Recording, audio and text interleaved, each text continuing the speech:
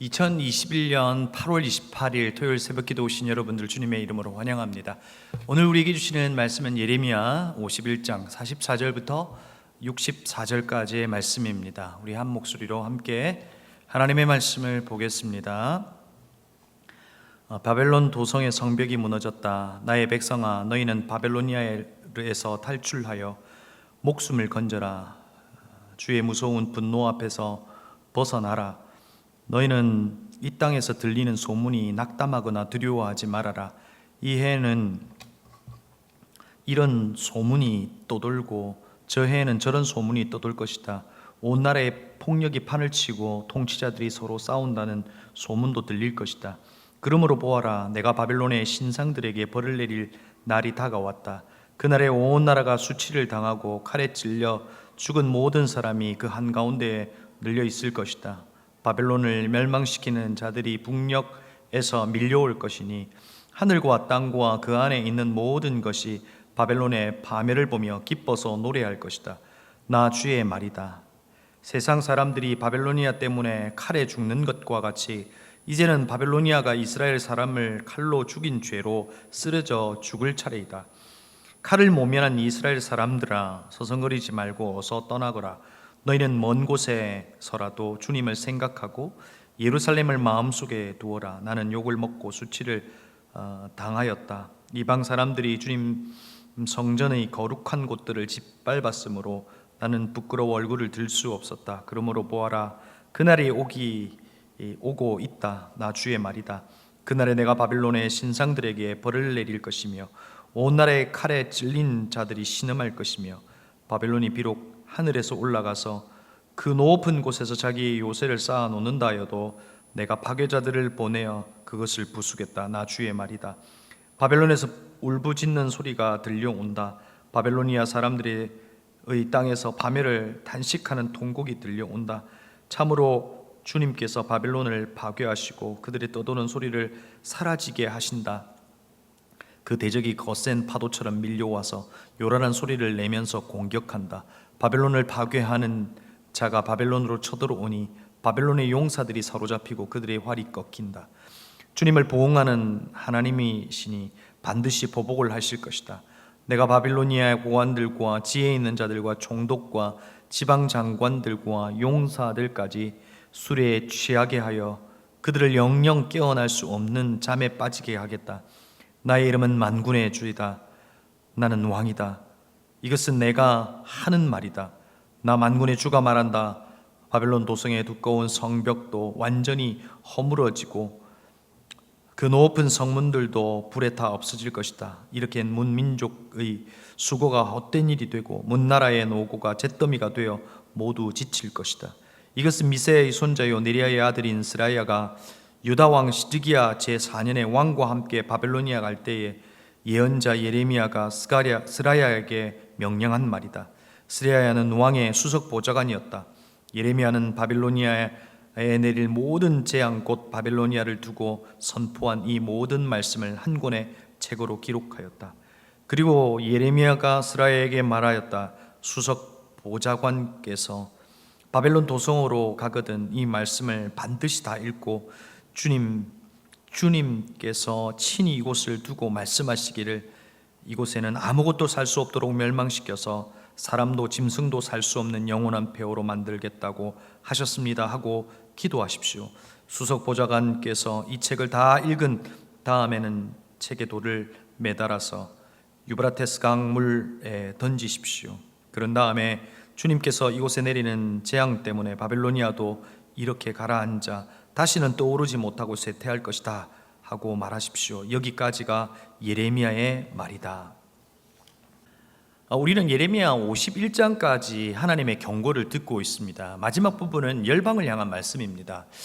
그런데 여러분 한번 좀 상상을 해봤으면 좋을 것 같습니다. 예레미야서를 통해서 하고 있는 이 열방을 향한 이 예언은 정말로 열방이 그리고 오늘 우리가 보고 있는 이 바벨로니아, 이 바벨론이 이 멸망의 메시지를 들었을까 하는 겁니다.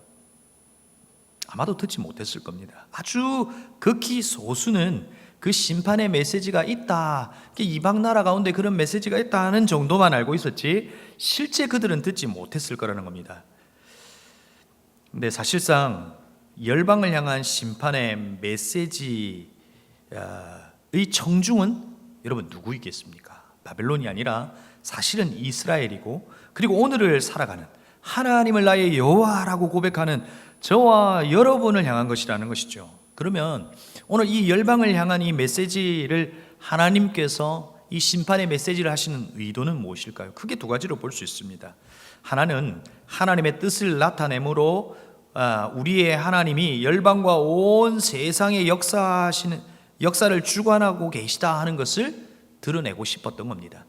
이스라엘이라고 하는 아주 작은 나라에 하나님이 아니라 온 세상의 역사를 주관하고 계시다 하는 것을 듣는 청중인 이스라엘과 그리고 저와 여러분에게 말씀하고 있다는 것이죠. 또 하나의 의도는 무엇일까요?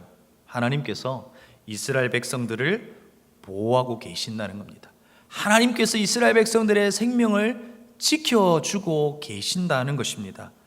마치 여러분 아프가니스탄에서 약 400명이 되는 아프가니스탄인들이 저희 나라로 여러분 왔습니다. 그때 여러분 우리가 그들을 지켜준 겁니다. 마치 그와 같이 하나님께서도 이스라엘을 지키시고 보호하신다 하는 메시지가, 의도가 열방을 향한 이 심판의 메시지를 통해서 담겨져 있다는 것이죠. 그래서 오늘 본문에서 보면 하나님께서 무엇이라고 말씀으로 시작하고 있습니까? 45절에 보면 백성아 너희는 바벨로니아에서 탈출하여 목숨을 건져라 라고 말씀하십니다. 하나님께서 이스라엘 백성들을 그 바벨로니아와 함께 심판하는 것이 아니라 그 바벨로니아가 심판당할 그때에 그곳에서 탈출하라 라고 말씀하시는 겁니다. 내가 너의 생명을 지켜주겠다, 내가 너를 보호하겠다라고 하는 하나님의 마음이 드러난 거지요. 하나님께서 바벨로니아를 심판하실 때에는 어떻게 심판하신다고 하셨어요? 타작마땅해서 마치 키질 하듯이 심판하시겠다고 말씀하셨습니다. 그리고 오늘 말씀에서도 하나님께서 그 심판의 징조를 이야기하시면서 그 징조가 보이면 너는 그때가 마지막 바벨론의 심판 때이기에 탈출하라는 겁니다. 여러분 어떤 징조가 있다고 이야기합니까? 온 나라가 이 폭력이 판을 치고 서로 싸운다고 46절에서 이야기합니다. 실제 이와 같은 이야기가 당시 있었을까요? 이것은 당시 이스라엘을 향하여 하나님께서 이 바벨론에 대한 심판을 이야기하시면서 그냥 단순히 이스라엘의 백성들의 마음을 위로하려고 하신 말씀일까요? 아니라는 거예요. 실제 그와 같은 일이 기원전 600년경에 그 동시대에 일어났고 하나님의 예언은 성취되었던 것을 알 수가 있습니다. 여러분 요즘은 어떤 이야기를 할 때 그 이야기에 대한 팩트 체크를 해야 된다고 하는 이야기를 하죠. 우리도 한번 팩트 체크를 해보자는 거죠. 실제 역사를 보면 기원전 561년 느부갓네살 왕이 죽고 난 이후에 바빌로니아는 아주 심한 내부적 갈등을 하고 있는 것을 보게 되지요. 그때 왕이 누가 오르냐면 에월므라닥, 그러니까 일명 아멜 마르두크라고 하는 이가 이제 왕위에 오르죠. 그러면서 기원전 560년에 니리글라사르에 의해서 사실은 이 마르두크가 살해되는 것을 보게 됩니다. 그리고 556년에는 니리글라사르의 후임으로 왕이 된 이 라바시 마르두크는 몇 달 후에 나보니두스에 의해 배위당하는 것을 보게 되죠. 그러니까 오늘 46절에서 말하고 있는 이 폭력과 서로가 서로를 죽이는 일들, 이와 같은 일들, 소문들, 이와 같은 것들 징조가 있었다는 거예요. 이것이 팩트라는 것입니다. 이와 같은 징조가 있을 때 탈출하라는 겁니다. 도망하라라고 말씀하고 있는 겁니다. 여러분 어떤 이가 도망할 수 있습니까? 사실 수많은 이에게 이와 같은 메시지가 있었지만 이 징조를 아는 사람, 그리고 오늘 이것이 하나님의 말씀이라고 하는 것을 신뢰하는 사람만이 도망할 수 있고 생명을 건질 수 있다는 겁니다. 사랑하는 성도 여러분, 오늘 이 부분에서 우리에게 주시는 하나님의 메시지는 뭡니까? 하나님은 온 우주의 역사의 주인이 되신다는 것이죠.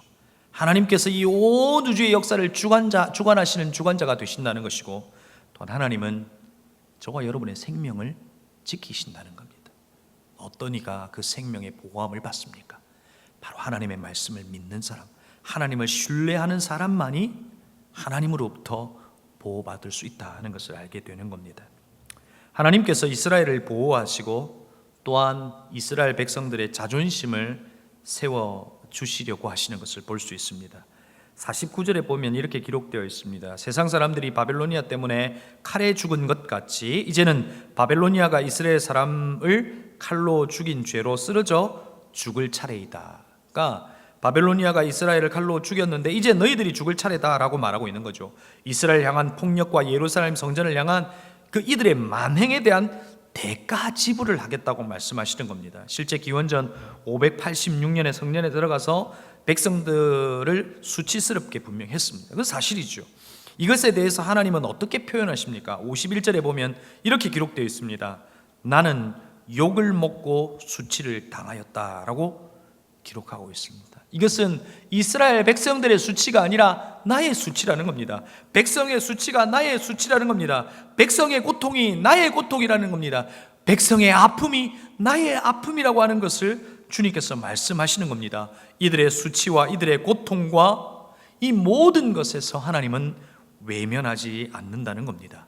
하나님은 하나님의 때에 이스라엘 백성과 하나님의 백성의 자존심을 세워주시는 분이 우리의 하나님이시라는 겁니다. 이스라엘 하나님이 바벨론보다 크시고 강하신 하나님이시다 하는 것을 오늘 증명해 보이시겠다고 말씀하시는 겁니다. 여러분, 이 하나님이 이스라엘의 하나님뿐만 아니라 저와 여러분의 하나님이신 것을 여러분 기억하실 수 있기를 바랍니다. 고난 가운데 있으신가요? 고통 가운데 있으신가요? 절망 가운데 있으신가요? 여러분이 당하는 고통이 주님을 위한 고통이라면 하나님은 하나님의 때에 우리의 자존심과 우리의 고통과 우리의 절망에서 우리를 끌어올려 주실 것이라는 것 잊지 않기를 바랍니다. 계속해서 하나님은 바벨론의 심판을 이야기하십니다. 그리고 59절부터는 좀 흥미로운 장면이 있습니다. 시드기야 4년 왕과 함께 바벨로니아로 갈 때라고 그 시기를 규정해 두고 있습니다. 여러분, 이것은 누구에게 이야기하고 있는 겁니까? 네리야의 아들 수석 보좌관이었던 스라야에게 하신 말씀입니다. 이때가 언제입니까? 시드기야가 바벨로니아에게 반기를 들고 주위 이 나라들과 모의를 할 때 바로 그때 이스라엘에게 이 바벨론의 멸망의 메시지를 주면서 세 가지를 부탁합니다. 그 첫 번째가 이 말씀을 반드시 읽어라라고 이야기하고 있습니다. 두 번째는 하나님의 예언이 이루어지도록 기도하라라고 말씀하고 있고, 그리고 마지막 세 번째 부탁은 유프라테스 강의 책에다가 돌을 이렇게 달아서 던져라라고 부탁하고 있는 것을 보게 됩니다. 여러분, 이것이 주는 메시지가 무엇입니까? 마치 바벨로니아가 이와 같이 이 책이 강물에 가라앉는 것처럼 가라앉게 될 것이다 라고 하는 이 은유, 이 메타포가 바로 여기에 포함되어 있는 거죠. 그리고 말씀은 여기까지가 예레미야의 말이다 라고 끝이 나버립니다. 마치 영화의 시나리오를 적고 마지막 마침표를 탁 찍고 그냥 끝이 나버리는 것처럼 끝이 나버리는 겁니다. 그런데 여러분, 우리가 알고 있는 사실, 우리가 알고 있는 팩트가 무엇입니까? 바로 이와 영화와 같은 이 시나리오와 같이 그냥 쓰여져 있는 예언의 말씀은 성취되었다는 겁니다.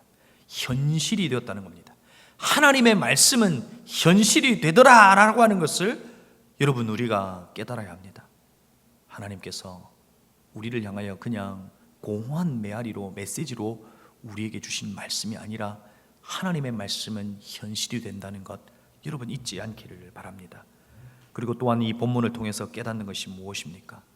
사실 오늘 이 말씀을 보면서 저를 긴장하게 한 부분이 바로 마지막 부분이었습니다. 믿음의 성도에게 가장 큰 불행, 가장 큰 절망이 무엇이냐 하는 것을 이 마지막 말씀을 통해서 깨닫게 된 겁니다. 여러분, 말씀이 끊어질 때가 아닐까요? 말씀이 사라져 버릴 때, 여러분, 말씀이 들려지고 그 말씀이 회복의 메시지, 소망의 메시지가 아니라 멸망과 심판의 메시지를 일지라도 그 말이 끊어지는 순간 사실 여러분, 우리가 절망의 때라는 겁니다.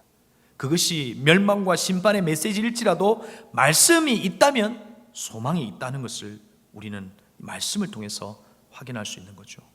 하지만 말씀이 마치 바다에 가라앉은 것처럼 사라질 때 이것이 사실 우리의 인생의 가장 큰 위기요, 절망이요, 가장 긴장해야 할 때라는 것을 우리는 알아야 됩니다. 이것이 그토록 말하고 싶어 했던 하나님의 심판과 멸망일 수 있다는 겁니다. 두 번째로 예레미야는 기도하라 라고 스라야에게 이야기해 줍니다. 여러분, 기도할 수 없다면, 여러분 기도해도 들어주는 이가 없다면 이것이 심판이요, 절망이요, 멸망이 아닐까요? 그러나 우리의 이 기도에 들어주시고 응답해 주시는 분이 계시다. 여러분, 이것이 우리의 소망이다 하는 것이죠. 여러분에게 하나님의 말씀이 있으신가요? 여러분, 여러분의 그 답답한 여러분의 마음을 기도함으로 표현하고 계십니까? 여러분, 그렇다면 우리의 지금의 모습이 절망의 순간일지라도 곧 하나님이 저와 여러분의 소망이 되심을 드러내실 겁니다. 하나님의 약속을 우리의 때에 성취하게 될 거라는 겁니다. 그러면서 여러분, 오늘 말씀을 마무리하면서 한번 생각해 봐야 할 것이 있습니다. 여러분, 우리에게는 징조가 없냐 하는 것입니다. 이스라엘에게 이 바벨론의 폭력과 내분의 갈등이 있을 때 그때 징조를 삼고 탈출하라고 말씀하셨는데 오늘 우리에게는 징조가 없냐는 겁니다. 이 세상을 바라보십시오. 수많은 징조가 있는 겁니다. 코로나19라고 하는 전염병 속에서도 우리는 징조를 보고 있는 겁니다. 그러면서도 어떤 이도 하나님을 두려워하지 않습니다. 하나님을 두려워하지 않는 이때를 살아가고 있다는 겁니다. 시편 27편에서 시인은 무엇라고 고백합니까? 여호와는 나의 빛이요 나의 구원이시니 내가 누구를 두려워함이요. 여호와는 내 생명의 능력이시니 내가 누구를 무서워하리요 라고 고백합니다. 여러분, 이스라엘 백성들은 바벨론을 무서워했습니다. 그런데 여러분, 왜 무서워하고 두려워한 겁니까? 바벨론에게는 힘이 있었던 겁니다.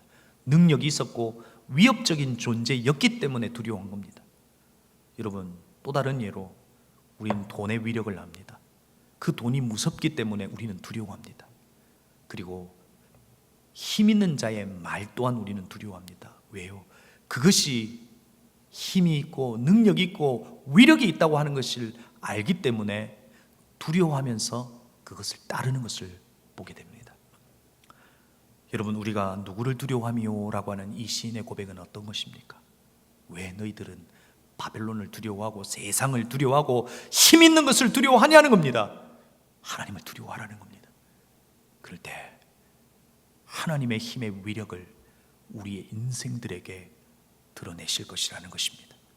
하나님께서 우리를 지키시고 보호하시고 하나님의 백성을 다시금 이렇게 세우시는 놀라운 역사가 우리 인생 가운데 있을 거라 하는 것을 이야기해 주고 있는 겁니다. 그러면서 또한 이 말씀을 기억하실 때 이 땅에 일어나는 수많은 징조 가운데 하나님의 뜻을 살피실 수 있기를 바라고, 하나님의 말씀이 있다는 것, 그리고 하나님에게 기도할 수 있다는 것, 이것이 도저히 바뀌지 않을 것 같은 상황 속에서 유일한 소망이라는 것 잊지 않기를 주님의 이름으로 축복합니다. 우리 시간 함께 기도하겠습니다. 오늘 딱 두 가지만 기도하겠습니다. 말씀을 기억하며 기도하십시다. 하나님이 하나님의 때를 아는 눈을 가지게 하여 주시고 분별의 눈을 가지게 하시고 하나님의 말씀이 있다면, 그리고 기도할 수 있다면 이것이 절망 가운데도 소망이라고 하는 사실을 잊지 않고 우리를 지키시는 하나님을 바라볼 수 있도록 도와주시고 내가 누구를 두려워하며 하나님을 두려워하는 우리의 인생이 될 수 있도록 기도하십시다. 그리고 내일 주일 예배를 위하여 기도하십시다. 어린아이로부터 그리고 모든 장년에 이르기까지 드리는 모든 예배 가운데 하나님의 임재와 하나님의 살아계심과 하나님의 보호하심과 생명 되심을 경험하는 예배가 되게 해달라고 우리 시간 합심으로 함께 기도하시겠습니다.